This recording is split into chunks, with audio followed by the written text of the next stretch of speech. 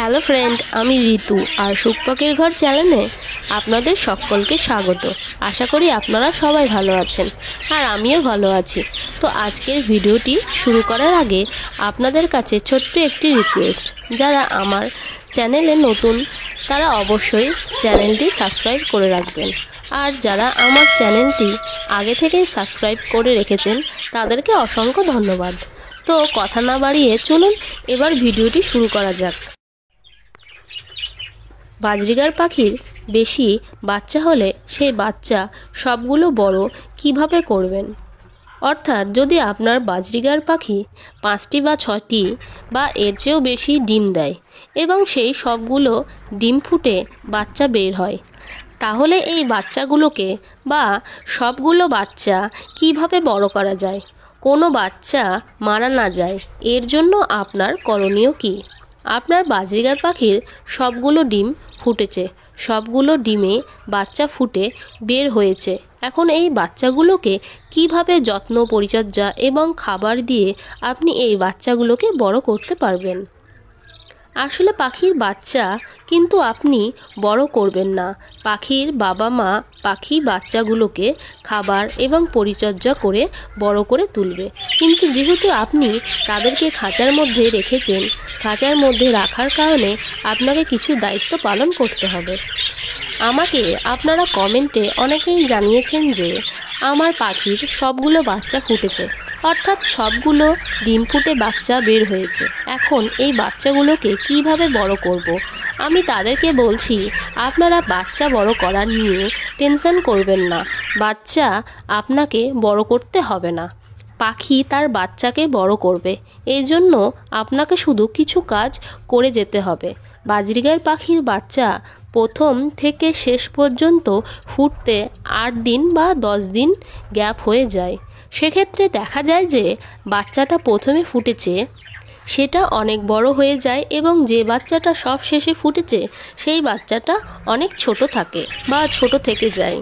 এর মধ্যে যে কয়েকটা বাচ্চা ফুটেছে তারা যে হাঁড়ির মধ্যে পায়খানা করেছে, আর সবশেষে যে বাচ্চাটা ফুটবে সে যখন ফুটবে অনেক ছোট হবে আর আগের বাচ্চাগুলো বড় হয়ে যাবে, তাদের পায়খানাটাও হাঁড়ির মধ্যে বেশি হয়ে যায়। এই বেশি পায়খানার মধ্যে যদি বাচ্চাটা আপনি রেখে দেন, ছোট্ট বাচ্চাদের দেখা যাবে পায়খানার মধ্যে তলিয়ে যেতে পারে, অন্যান্য পাখির বা অন্যান্য বাচ্চাদের চাপে তলিয়ে যাবে। এই জন্য আপনাকে যেটা করতে হবে, সবশেষে ডিমটা ফোটার পরে হাঁড়িটা বের করে অবশ্যই আপনারা হাঁড়ি পরিষ্কার করে দেবেন। সবগুলো বাচ্চা ফোটার পর যখন আপনি হাঁড়ি পরিষ্কার করে দেবেন, দেখবেন হাঁড়ির মধ্যে থেকে মা পাখি বের হবে না। আপনারা যদি মা পাখিকে জোর করে বা লাঠি দিয়ে আঘাত করে বের করেন, সেক্ষেত্রে কিন্তু বিপরীত হতে পারে। সাবধানে আপনারা হাঁড়ি থেকে অর্থাৎ খাঁচা থেকে হাঁড়িটা বের করে নেবেন, আর বড় পাখিকে কোনোভাবে হাঁড়ির মধ্যে বের করে নিয়ে আসবেন না, সেক্ষেত্রে কিন্তু বড় পাখি উড়ে যেতে পারে। এইবারে আপনাকে যেটা করতে হবে সেটা হলো পাখির ময়লার ট্রে, অর্থাৎ খাঁচার নিচে যে ময়লার ট্রেটা থাকে এটা কিন্তু বাচ্চা হওয়ার পরে নিয়মিত পরিষ্কার করে দিতে হবে। কেননা বাজরিগার পাখির বাচ্চা ফোটার পর তাদের পায়খানা অনেক বেশি হয়ে যায় এবং দুর্গন্ধযুক্ত হয়, আর এইভাবে নোংরা করে যদি রাখেন সেক্ষেত্রে কিন্তু এটা বাচ্চার ওপরে প্রভাব পড়বে। এতক্ষণ আপনারা জানলেন বাজরিগার পাখির সবগুলো বাচ্চা ফোটার পর তাদের পরিষ্কার পরিচ্ছন্নতা। এবার আসুন বাজরিগার পাখির সবগুলো বাচ্চা ফোটার পর তাদের কী ধরনের খাবার দিবেন, এটাই মূলত মেন। পাখির যেটি খাবার এবং পাখির বাচ্চা দুজনকেই ভালো রাখবে, সুস্থ রাখবে এবং পাখির বাচ্চাকে বড় করতে সহায়তা করবে। তাই এই খাবারের ব্যাপারে আপনাকে সচেতন হতে হবে। বাজরিগার পাখির একাধিক বাচ্চা ফোটার পর বড় হওয়ার জন্য কোনো বাচ্চা যেন মারা না যায়, তার জন্য প্রথমে আপনাকে যেটা খাবারটা দিতে হবে সেটা হলো ভালো মানের সিড মিক্স, আর সেই সিড মিক্সটা শুধু বাজরিগার পাখিই না, আপনি লাভবার্ড, ককাটেল, ফিন্স অন্যান্য পাখিকেও খাওয়াতে পারেন। এত ভালো মানের সিড মিক্স করে সেটা দেখানো হয়েছে, আর আমি এইভাবে সিড মিক্স করেই আমার পাখিগুলোকে খাওয়ানোর জন্য আমার পাখির একাধিক বাচ্চা হয়। যেমন আপনারা এখন ভিডিওতে যেই বাচ্চাগুলো দেখতে পাচ্ছেন, এই পাখির হাঁড়িতে 5টি ডিম দিয়েছিল।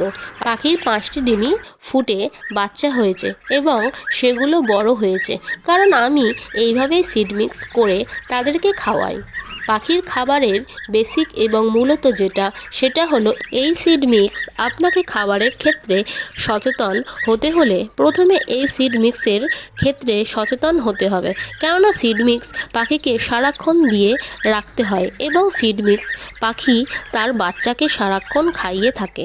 আপনারাও যদি চান আপনার বাজরিগার পাখি একাধিক ডিম দিক এবং সবগুলো ডিম ফুটে বাচ্চা হোক, সবগুলো বাচ্চা বেঁচে থাকুক, তাহলে আপনারা আমার দেখানো এইভাবে সিড মিক্স করে পাখিকে খাওয়াবেন। আশা করি আপনার পাখিও 5টি থেকে 6টি আর 8টি ডিম দেবে এবং সবগুলো ডিমে আপনার বাচ্চা পাবেন। সিড মিক্সের পরে পাখিকে যে খাবারটি দিতে হবে সেটি হলো এগ ফুড বা সফট ফুড।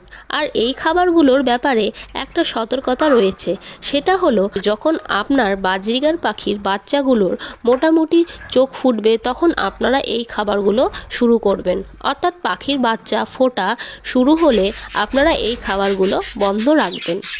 অর্থাৎ এগ ফুড, সফট ফুড এবং শাকসবজি আপনারা অফ রাখবেন।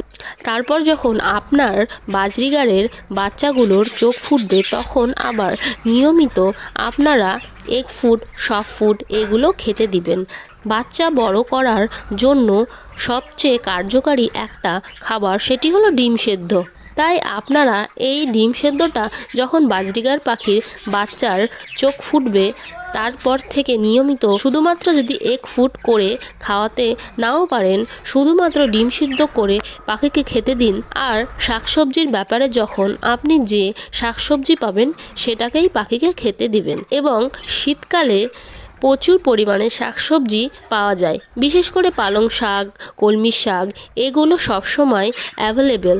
আপনারা চেষ্টা করবেন পালং শাক, কলমি শাক এগুলো পাখিকে খাওয়ানোর। তাছাড়া যেহেতু শীতকাল, অবশ্যই 2-1 দিন তুলসী পাতা পাখিকে খাওয়াবেন। তুলসী পাতা খাওয়ালে সেটা পাখির শরীরের জন্য যেমন উপকারী, পাখির বাচ্চাগুলোর জন্য উপকারী। এজন্য আপনার অবশ্যই তুলসী পাতাটা খাওয়াবেন। এইভাবে আপনারা নিয়মিত করে পাখিকে এগ ফুড, সফট ফুড এবং শাকসবজি খাওয়াবেন। এগ ফুড, সফট ফুড করে খাওয়াতে না পারলেও শাক আপনি খেতে দিতে পারেন এবং ডিম সেদ্ধ করেও খেতে দিতে পারেন। আপনারা নিশ্চয় বুঝতে পেরেছেন পাখির 6টি থেকে 7টি বাচ্চা ফুটলে সেই বাচ্চার সবগুলোকে বড় করতে কী ধরনের খাবার এবং পরিচর্যা করতে হবে। তো বন্ধুরা, আজকের মতো এখানেই আমি শেষ করছি। সুস্থ থাকবেন, ভালো থাকবেন এবং আপনার পাখিদেরকেও ভালো রাখবেন। ধন্যবাদ।